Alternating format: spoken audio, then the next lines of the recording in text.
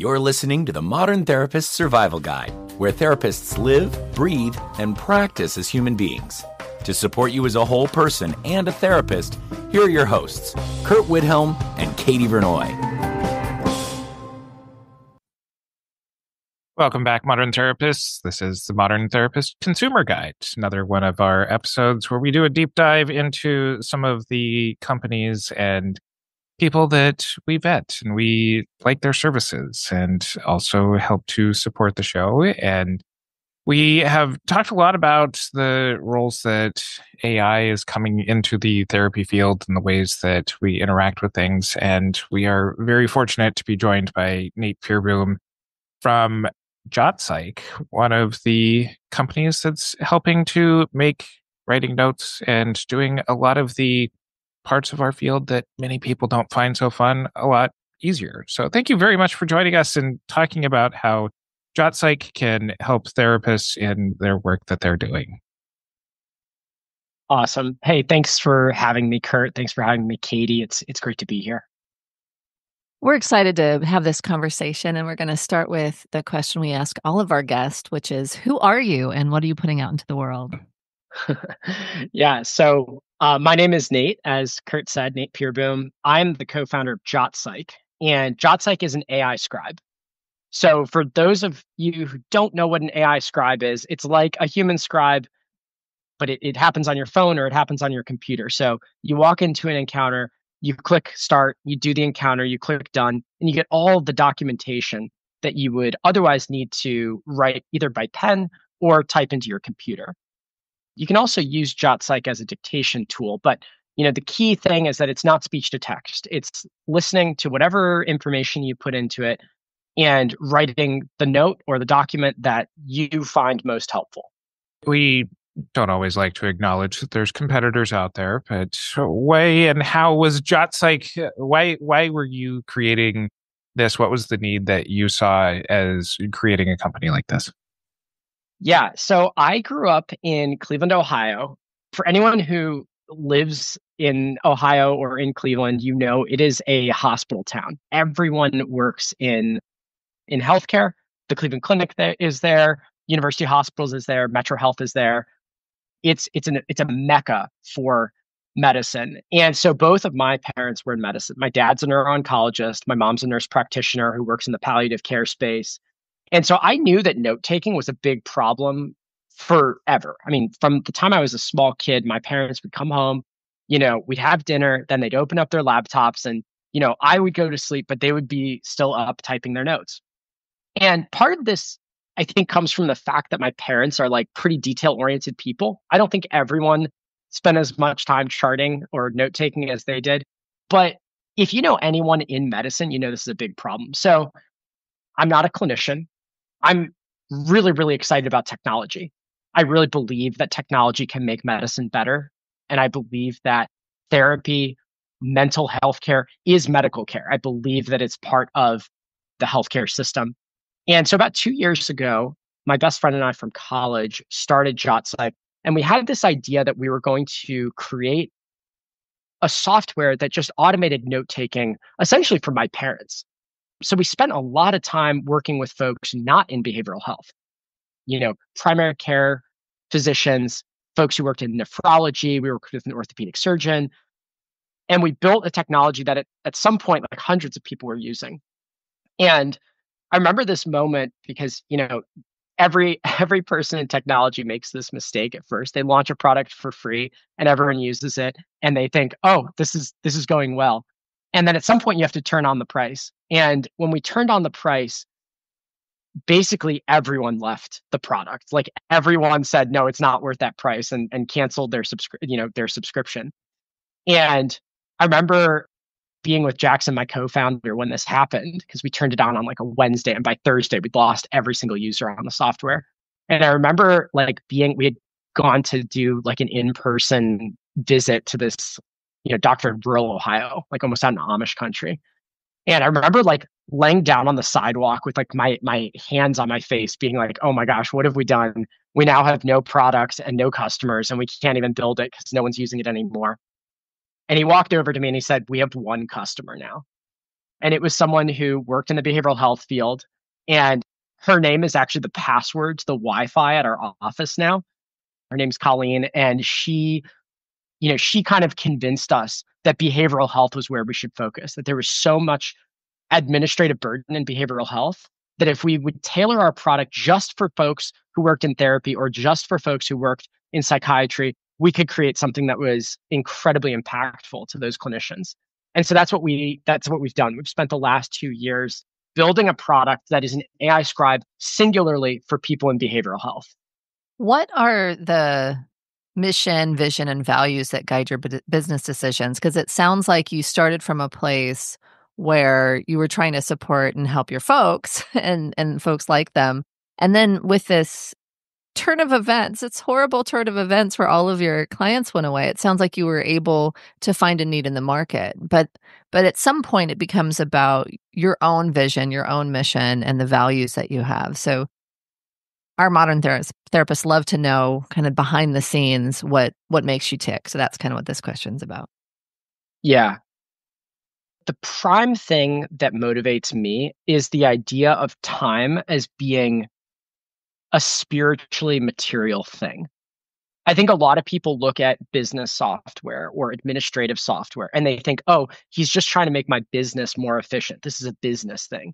But really, that's not our North Star. Our North Star is that time is the most precious finite resource on Earth. And we should leverage technology to create as much time for everyone, patients, clinicians, therapists, doctors, to spend that either, seeing more folks or, spending time with their, going to their t-ball practice for their kids or reading a book that changes their perspective on the world in some powerful way. So the prime value that we believe in is that time is like spiritually important. This is not a company that's just about, cranking out the most efficient business. The second thing that we believe is that human connection is clinically relevant in therapy. I'll say that again. Human connection is clinically relevant in therapy. 24% of people who go see any sort of clinician are frustrated and feel a level of disconnection when their provider is in some way, typing or writing in a notebook.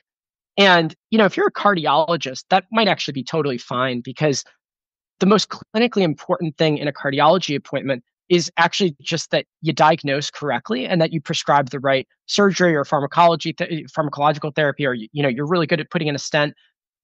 In behavioral health, the human connection that you have with a patient is actually one of the deciding variables in whether or not that particular client or patient actually gets well. And then the third principle we have is just that clinicians know best. We're not clinicians. I said this earlier. We're technologists. We are here to support clinicians in doing what they know really well. What does that mean? It means we don't have prescriptive data policies. So if you want to delete a note, it's gone forever. We can't receive it. You can't receive it. If you want to save a note for 10 years, you can also do that on Jot Psych.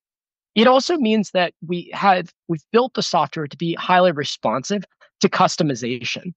Katie, you and I, before we kind of started recording, we're discussing the way that templates fit into the Jot Psych workflow. And we've designed software that is hyper responsive to what clinicians are doing in the software and what clinicians tell us that they want. So we have a clinical advisory board that we meet with every single month, reviews every new feature that we push out, and is part of that feedback process. But at an individual level, we also really believe in making the software something that's highly responsive. I'm glad that you're bringing up the time is valuable thing. And I say that because Katie and I have evaluated a lot of scribe type tools in our time over the last couple of years. And some of what we've found is that in the process of recording, uploading, downloading sessions, it's sometimes just as fast, if not faster, to write documentation the old-fashioned way. So can you speak a little bit about what the Jot Psych process is as far as how it works in being able to have these notes work?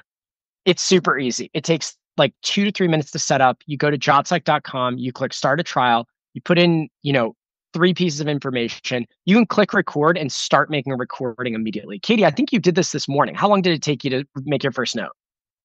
Well, I was moving around, but if I went straight to do a note, yeah, it would have been like 30 seconds.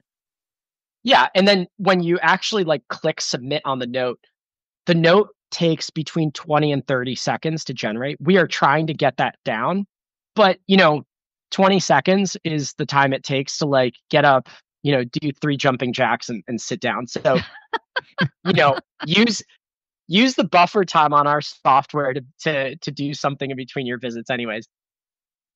And then, it's a single button copy paste into your EHR. Now, look, there's no secret. We're trying to create our own EHR, and many therapists are starting to use us as their system of record. But we want to make it really clear that you don't have to transition your EHR in order to use Jot Psych. You can use therapy notes, you can use Simple Practice, you can use Jane. Single, button, copy paste, plop it in your EHR, you're done. The thing that we promise you is that you will save 90 to 95% on your notes. 90 to 95%. That is the thing that we hear from our customers. And that is the promise we're making to you when you purchase our software. So pushing out a little bit, because I want to make sure that we get into the decision making, because there's some folks who have started, in my mind, throwing stuff into ChatGPT and not protecting data. There are some folks who have gone down the road and identified some AI scribes that are working for them, and others who are pretty cautious. They're not the early adopters. They're not the ones that are going without thinking through all their responsibilities. And they're not the ones that are saying never an AI scribe, because there's all these things. And we'll talk about that in a minute. But for folks who are thinking, hey, wait a second, this seems to be a real thing. There's more of these coming into play, and a lot of people are finding really good efficacy with them. What are the business and clinical considerations that therapists can think through when they're trying to determine, should I add an AI scribe to my practice? Yeah. I mean, I'm biased. I think everyone should be using an AI scribe. And, at a clinical level, therapy is really interesting because therapy notes are, everyone has different preferences around what that note should hold. And some therapists say to us, hey, I actually want a really slim note. Like if someone is an immigrant, if someone has transitioned genders, I actually really don't want that in the note, especially in the political environment we're in right now. And so one thing that I would say is like, when you want to balance detail and accuracy with really like thoughtful, rigorous omission, AI scribes are incredible for that because, Jot Psych, for example, you can specify what you don't want in the note. You can also specify what you do want in the note. You can specify the formatting and the styling. You get the same note every single time. And what that means is that you have all the defensibility when it comes to commercial payer auditing you or needing to like explain rationale for treatment. But you also have all the control and consistency over retaining kind of a rule set for what you don't want included in the note. So that's really important. I already mentioned the fact that like human connection is really important. I'll tell a small story here. When I was in college, I went to see a therapist. It was my first time seeing a therapist. And it was like the student mental health center. And I remember, walking into the therapist's office, sitting down with him. He was like this older guy. And he had like a computer and a notepad, and he was taking great notes. Like he was typing everything, he was writing everything down. And I was just in a place like in my own personal life where that was like really not what I wanted. Like it was something where I wanted this guy to, of course, I wanted him to have the data he needed, but like I really wanted him to connect with me as a human being and make me feel witnessed. Like I think a lot of coming to therapy as a client is this feeling of being witnessed. And I really felt like a head of cattle. Like I felt like this guy was kind of prodding me and documenting really fine, but I never went back. Like I had that one experience and I was like, I really don't like this, and never went back. And so I think part of what therapists can do with an AI scribe is really dial down the friction of that first visit, that the friction of like needing to get like intake information, but also wanting to like very much connect with the client. So those are the most important things. This all goes without speaking about how to reduce audit risk, how important it is to actually finish the note really quickly so you can submit to reimbursement if you need that. So I'll leave all of that aside because I think that that's pretty self-evident and obvious. But those are the things that I would encourage folks who are AI skeptical to think about. But I also want to just address head on this question of safety, security, privacy. It's the elephant in the room. And I think that it's a very reasonable concern to have. It's something that we take incredibly seriously. And we really don't recommend plopping a transcript into ChatGPT. That's actually not what we would recommend. Plenty of people do that, though. People tell us that. I mean, people will come up to our booth at a conference, or they'll call me on the phone, or they'll communicate with us in any way. And they'll say, hey, my model of writing my note is actually that I do use a transcription service, and then I just throw it in Claude or ChatGPT. And I feel nervous about it, but it saves me so much time. That's what I'm going to do. We do a bunch of things to protect, client privacy and security, and I'm happy to walk through them. But I would just say that it is a reasonable concern. I know with some of the privacy concerns, Katie and I are both ethics nerds on our end, and a lot of the ethics discussions around this is also about client input into where their data goes. And a lot of client autonomy and decision making around this kind of stuff. How do you recommend that therapists handle this delicate balance as far as having conversations with their clients about utilizing a tool like Jot Psych? 100%. Okay. I'm not a lawyer, so I just want to point that out. Every state has different policies on this. And also there's the legal considerations, and then there's also, I think, ethical considerations, which can be orthogonal. They're not always the same. But I'll tell you what we recommend as a company and what we've seen work. The first thing is we do encourage you to get consent from your client, verbally or in written form. We provide actually a consent form that you can use that explains exactly how the data is used and not used, its ephemerality or lack thereof, et cetera. So, if you go to jotpsych.com, I think it's /client consent or something like that. I think that's the URL. You can find guidance on, how to talk to your clients about Jot Psych. What we recommend is just saying, hey, my name's Curt, and, I'm so glad you came to see me today. I have this tool that automates my documentation. I don't have to use it. It speeds things up. It allows me to pay better attention to you.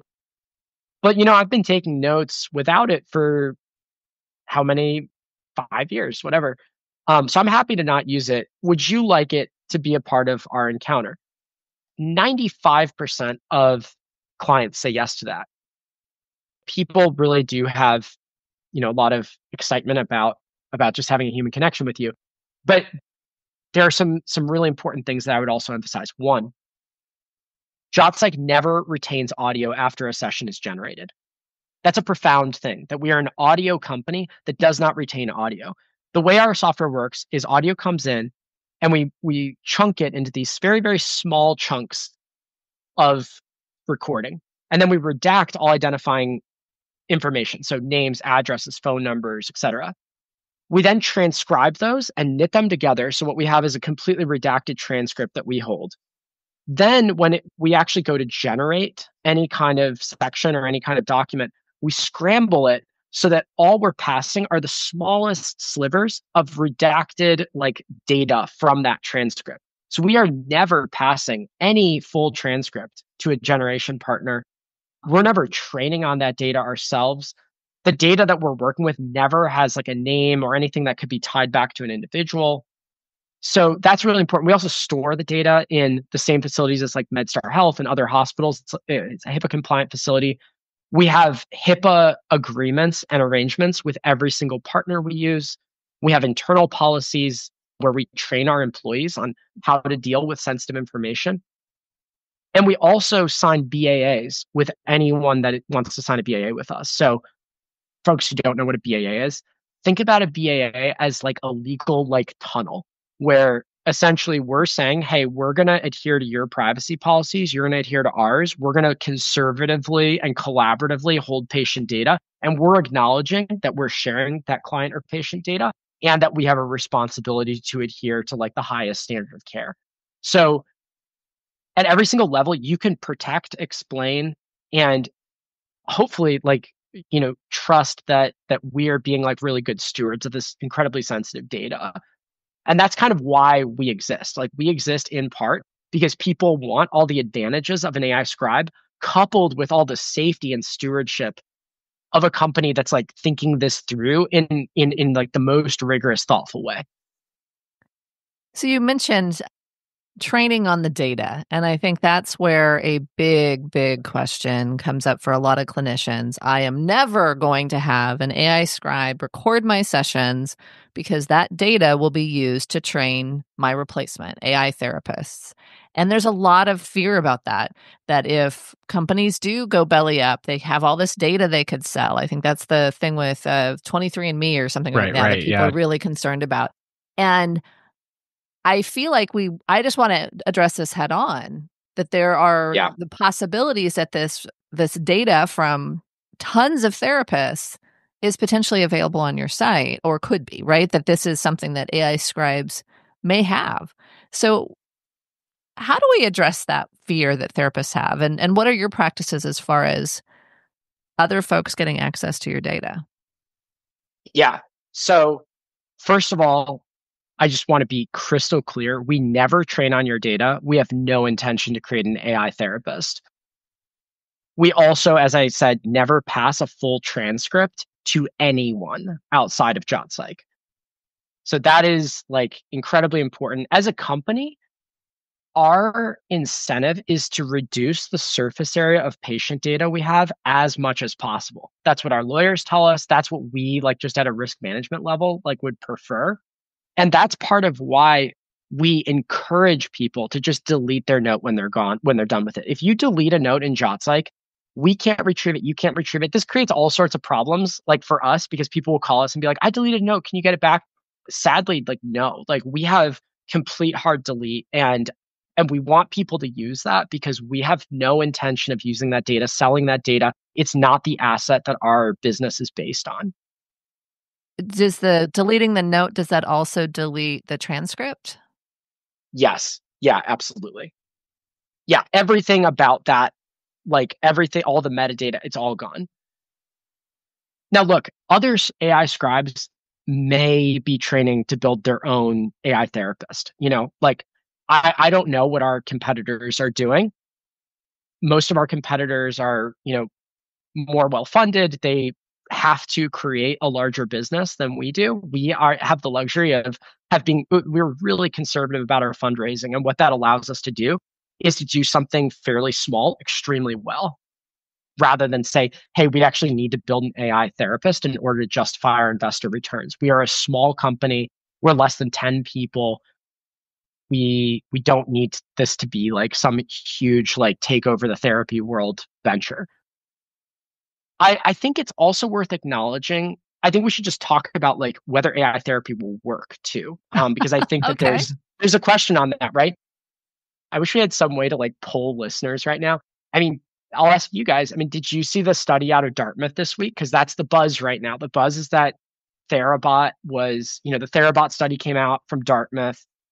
The results show that this AI therapist reduced MDD by 51%. GAD by 31%.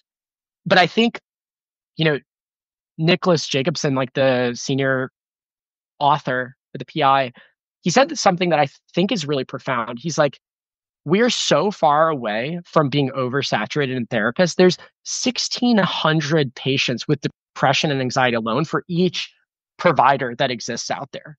I'll say that again, 1,600. We are so the amount of healthcare that we as a society need to deliver and will actually need to deliver more of as the stigma of mental health continues to decline, happily so. And, more people outside of anxiety and depression are also starting to, seek healthcare. I think about addiction or more complicated conditions like OCD or whatever. the degree of healthcare that we as a society need to deliver is just astronomical. And so will like a certain portion of therapy happen through AI? I think yes. I think that the research is coming out that supports that, and the commercial payers are incentivized to prioritize capital efficient or inexpensive form of healthcare. But yeah, I have some recommendations that I'd like to make for therapists who are worried about this, because I think that there's like a certain realism that therapists should embrace. I think saying like, no, I'm just like not going to let this happen is like not very realistic. Like it probably is going to happen. But what I would say is a few things. One, it's going to become increasingly important to prove efficacy of your care. And JotPsych is actually a great tool for doing that. And the reason why it's a great tool is because you can send regular screeners. We have this automated system where like if you are treating someone with depression or anxiety, you can send them a GAD-7 or a PHQ-9 on a regular basis, and we'll actually plot an objective function of that data so that you can go to payer and say, hey, look, we are sticking with our rates. We are proving that we are more clinically effective than Therabot or whatever AI is out there. And our niche in the market is not going to be that we're the lowest cost therapist. Our niche is that we're going to be the best. And I think that that's my second point, which is human therapists need to be laser focused on quality, because the first part of the therapy market that's going to get replaced by AI is the therapists that are, not the highest quality. And so I would just encourage people to really think, how do I craft my practice into something that is delivering, defensible clinical outcomes? The other thing I would say is that there's going to be a modality shift. I think that there's going to be certain therapists that, really have a defensible moat around in-person interventional therapy. So I think about somatic therapy. I think about TMS. I think about psychedelic therapy. And also there's going to be a moat for folks who collaborate with AI. They're using an AI-scribe, or they're using like, a chat bot that like, their clients can talk with on a Wednesday, even though all their appointments happen on a Friday. And so, the combination of like the human supervision as well as the AI tools becomes this like really, really powerful partnership. So, for better or worse, JotPsych is not going to participate in that. We're not going to participate in the AI therapist world. And so people should feel totally safe using JotPsych with that in mind. But we do really want folks to see JotPsych as a partner to them as the world is changing. One of the discussions that I've heard people make as far as their considerations in not using AI scribes or these kinds of tools is, I sound like an idiot in sessions. It works with the clients that I have, but in no way does this make sense to anybody who would look at it from the outside. How would a tool like JotPsych take kind of some maybe less than conventional practices to be able to put that into a clinical sounding soap note? I mean, that's the magic of the software, Curt. I mean, the magic of the software is I'll give you an example. Some of our customers they're child therapists. They work with kids. And by the way, that's totally who I'm thinking about and not myself whatsoever. Yeah, I mean, kids say the darndest things. And, you would not expect a 5-year-old who's being recorded as they're doing play therapy to result in a great note. And part of the challenge, with kids, it's so challenging because you might spend an hour doing play therapy with a kiddo. And then after that, you're like, what happened? Like there's so much to synthesize. There's so much subtlety. And you can't really be like writing all the time, you have to be present with a kid. And our JotPsych was designed for that environment. So we do part of the magic is we've created this layer on the bottom foundation piece of our software that has, really tuned all the output of JotPsych to be professional, to be something that you would be proud of, that is not just equal to your note, but hopefully like a little bit better. And so if you are curious about that, here's what I recommend. Go home tonight, get a JotPsych account. There's no credit card required, by the way. So you can get an account and if you hate it, just let it lapse. but get a JotPsych account and sit with like a friend or a partner and just babble, just have some weird conversation. I mean, this is how we built the software. We would have these ridiculous conversations, and then we just see how the software worked with it. And seeing is believing. So I would just say, give it a try, but the syntax, the word choice, the sentence structure, the narrative style, it is designed to be professional. How does this do with multilingual sessions? Oh, Curt, I'm going to take you to a conference one day and you're going to just sell the software for me.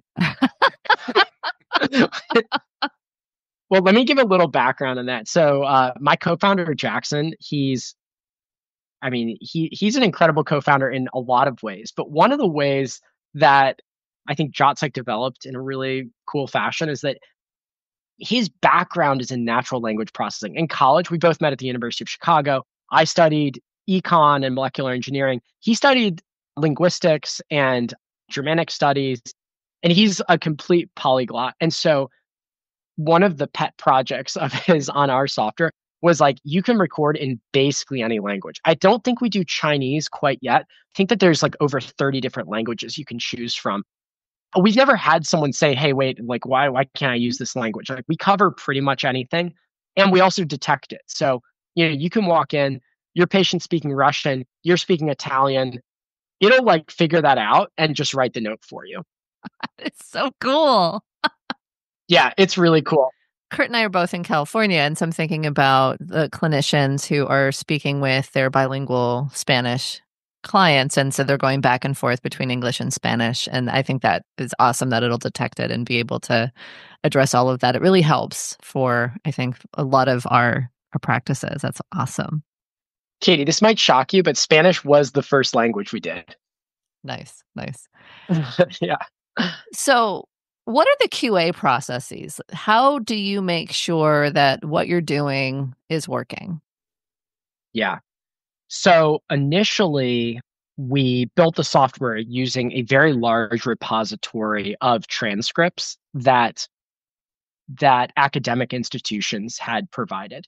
For folks who are worried about the AI therapist thing, you should all know that academic institutions publicly publish just an enormous repository of data around therapy conversations. It's the primary way that research and education happens for this field.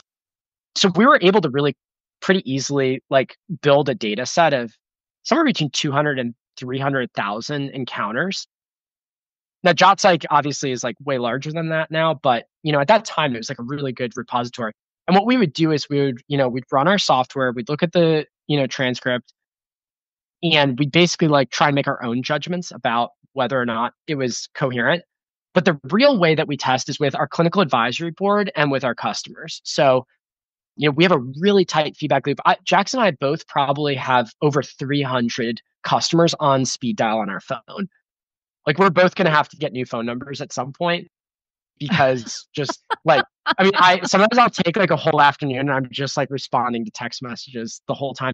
And it's somewhat painful because you get a lot of constructive feedback, but it's actually amazing because you very quickly understand what's going well, what's not going well.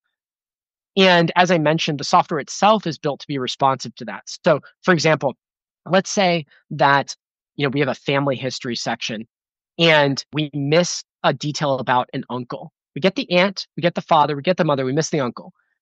Our software, if you give it that feedback, hey, where's the context about my uncle or the patient's uncle?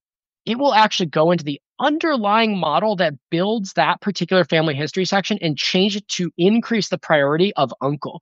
And not just uncle as a keyword, but all the semantically similar versions of uncle. And so the software is recursively tailoring to your particular styles and questions and sensitivities.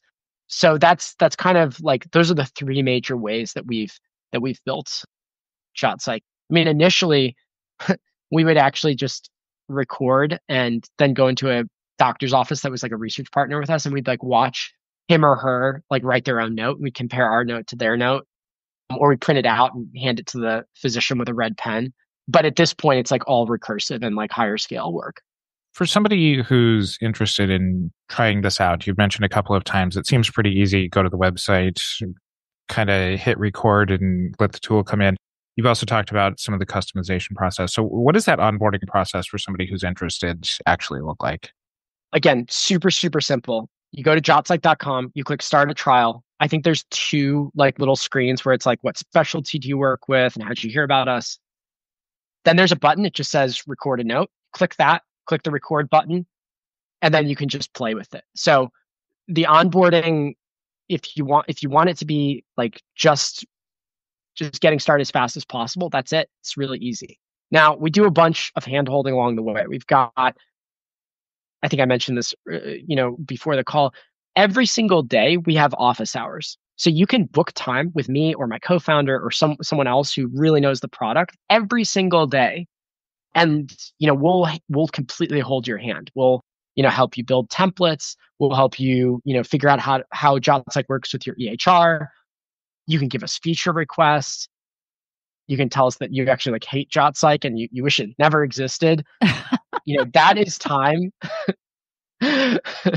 Thankfully, most people don't do that. But truly, it's time where we want to be these satellite dishes that are receiving, your feedback, and then also leading you and making sure that it's just the smoothest possible process. The term that we use inside the company is we are a white glove customer support company. We are not a company that takes 24 hours to get back to you when you message customer support. We get back to you same day. We are completely focused on, it's our responsibility for you to find the software easy, not the other way around. So I signed up this morning. I was able to do it pretty quickly, but we do have a special offer. So we want to make sure people go to the right place and use the referral code. So can you tell them our special offer that you're so generously offering to our audience? Yeah, totally. Okay. So if you go to jotpsych.com/modern therapist, that's jotpsych.com/modern therapist, you'll see there's a special page where you can start a free trial. And if you use the code MODERN, you'll get 50% off your first 2 paid months. So, Kate, I hope you used that discount code. I totally did. All right, good. I got to make sure that I take advantage of this. Yeah, exactly. So anyway, talking through this, so that you go in, you go to that site, jotpsych.com/modern therapist, you use the code MODERN, you sign up. It's very quick. Like you said, no credit card. And then you can start setting things up. My thought process, so correct me if I'm wrong, is that if you've got a little bit of time, you go in and you start building out your templates. There's a lot of templates that are already in Jot Psych, a lot of information, a lot of good stuff in there. And then there's also an opportunity to create your own custom templates, that kind of stuff. So maybe you can talk through what that looks like, because I'm still in the process of getting that put together. And so I think once that's lined up, I did a dictation note and it was very quick to produce, but not quite the right template. So I'm going to keep working on that. But it was very quick and it was nice. I was thinking it through. I kind of talked casually and I was able to get a note that would be fine to put in my EHR, but not my template. So I'm a little bit persnickety. So how do folks create templates? What do the templates look like? What are the possibilities there? When we say that we're an AI-scribe built for behavioral health, part of what it means is that we've created this incredible template library. There's over 80 different modules you can mix and match, drag and drop to create the perfect template for you. When you go into Jot Psych, there are 3 ways that you can customize a template. The first way is you can actually just upload a PDF of anything. So you can upload a template that's blank. You can upload a redacted note. You can upload a picture of a napkin that you've written the different sections on, and we'll actually go and build that. Also, you'd be shocked by how many pictures of napkins we get. We get a lot of pictures of napkins. That is hilarious. Yeah, so that's one way. We also provide off-the-shelf templates. So when you select a specialty, when you select therapy or counseling, you're going to get our therapy template. You're going to get our follow-up template. You're probably going to get a therapy plus med check template in case you do medication management as well. And you can always duplicate any of those off-the-shelf templates and then customize them. You can also, and this is the third way you can create your template, is you can start from scratch. So create a blank canvas and just, again, from those over 80 different modules, mix and match, drag and drop, or create your own module. if you really care about your client's relationship with their pet kitten, because that's just like the niche of therapy you happen to be in, totally fine. We have a little tool that helps you create your own section, and you can have that in every single note going forward. And then when you go to record, you just select a template and then you're good to roll. So it's super, super, super easy. So we've said the name over and over in this episode, but where can people find out all of the stuff that you're putting out there, any updates that you're working on, and following along with the Jot Psych story? Yes, it's a great question, Curt. So, jotpsych.com is the best way to kind of understand our product and get to know us a little bit. So jotpsych.com, that's the place to go. We've got so many cool things coming out in the next few weeks. I mentioned that we just launched intake forms and screeners, so you can get automated, evidence-based, reporting on, how your therapy is affecting your clients. We also have a scheduling feature. So when if you mention in an appointment that there's going to be a follow-up next Tuesday at 5, that gets plopped in your calendar, and we've got a whole calendar system. We're also going to be releasing the ability to sign notes and the ability to coordinate across clinics too. So there's a huge amount coming to the forefront right now. And yeah, the best way is just to sign up for Jot Psych, and you'll start to get like little product emails from us. And if you have any questions, you can also just email me at contact@jotpsych.com. That's contact@jotpsych.com. And I'm happy to set up time with you directly, or answer your questions like asynchronously. So contact@jotpsych.com is another way to get in touch with us. And we will put all of those links and stuff in our show notes over at mtsgpodcast.com. I want to thank you for spending some time talking about Jot Psych, the passion, the insights that you've had in developing this. So thank you very much for joining us. And till next time, I'm Curt Whithelm with Katie Renoy and Nate Peereboom. Curt, Katie, thank you so much for having me on. All right, modern therapists, this is our opportunity to do a little bit of a review on the platform that we just introduced you to, Jot Psych. I met with Nate ahead of time, did a demo with him, and then Curt and I just ran through and did a demo ourselves. And I really like the platform. I think there's some things that I would want to tweak for myself as I continue forward on testing it out and using it for my practice. You can see the medical background of building the platform. There's a lot of medical stuff. And so I think for therapists, they're going to want to make sure that they really look through the notes and determine that there's not medical stuff happening there. And the notes are long, so I'm going to keep playing around with templates. But I like it. I think it's kind of nice to have that opportunity. I did these demo sessions, and then I've also done a couple of dictation attempts, and all of it's pretty quick. And I think as long as you're able to get a recording, like 2 minutes or longer, you can get a nice note from it. And so for the dictation side, what were your impressions, both of Nate, Jot Psych, as well as the stuff that we were looking at within the platform, Curt? We had recorded this episode with Nate before I had actually any hands-on experience with it. And we've talked with several people in the tech space over the course of our history with the podcast here.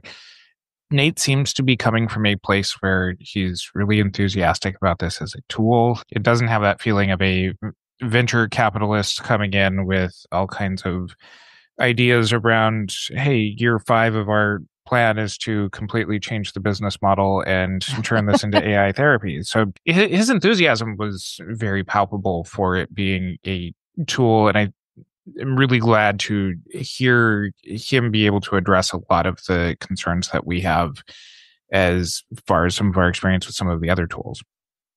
After we got done with the recording, I got to play a client for a session with Katie and being able to kind of poke it around, try to test some of the limits. I threw in a little bit of foreign language in just to see if we could mess it up, and it seemed to just fly right by that and be able to get to the core of what was being discussed.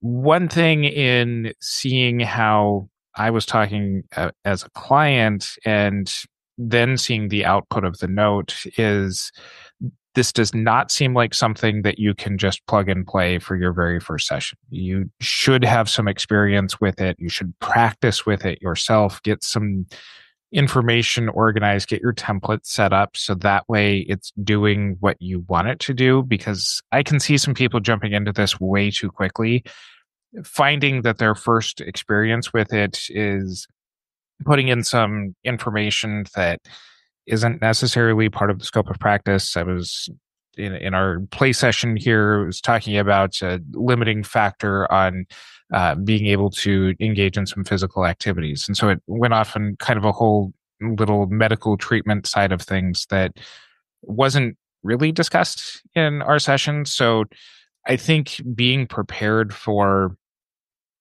how this system works before you're actually doing this with a full hour-long session is something that's going to be very, very important for people to practice before they do it. And just to clarify, the recording itself and the transcript that was created, I can use another template and recreate the session note for what we just did. So you can jump in, but you can't use the note unless it really aligns with a template that you're going to want to use. And so that's why I think preferable to create the templates, play around and that kind of stuff. But if you do record some sessions and use one of their note templates, you can still recreate and switch the template to something that's more aligned for you. And so that's what I'm planning to do. I'll play around with it some more. And if we have other big insights, we can share those in our Facebook group, Modern Therapist group. So it does look like a really cool, robust tool. It's just like with many things, you're going to want to tweak it for yourself. And overall, I like it. I like the direction of where it's going. And walking into it, just knowing that you're going to need some practice time is my biggest piece of advice.